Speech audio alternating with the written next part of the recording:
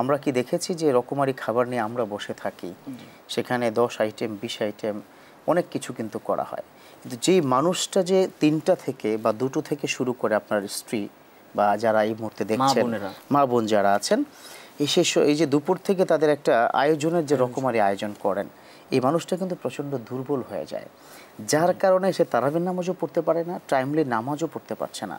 তাহলে এই ইফতারি কতটুকু প্রয়োজনীয়তা আছে বা আদৌ এই বিষয়ে ইসলাম কি ব্যাখ্যা দেয়? আচ্ছা, ইফতার মানে এরকম না যে হরেক রকমের আইটেম থাকতে হবে। আমাদের সমাজে প্রচলিত যে একটা ধারণা হয়ে গিয়েছে যে আমরা সারা বছর যেমন তেমন খাই, কিন্তু ইফতারের সময় 10-15টা আইটেম লাগবে, এর কোনো ভিত্তি কিন্তু নেই। বরং আমরা অন্য সময় যেভাবে ভাত খাই, ইফতারও কিন্তু সেটা খেতে পারি। ইফতার শব্দের আরেকটা অর্থ কিন্তু হালকা, হালকা মানে অল্প করে, কিন্তু এটাকে আমরা এত ভারী কেন করছি?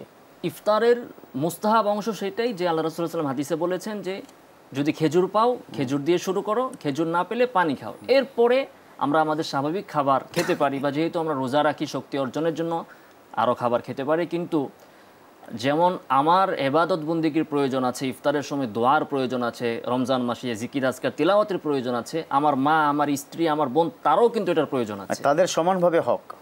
হ্যাঁ,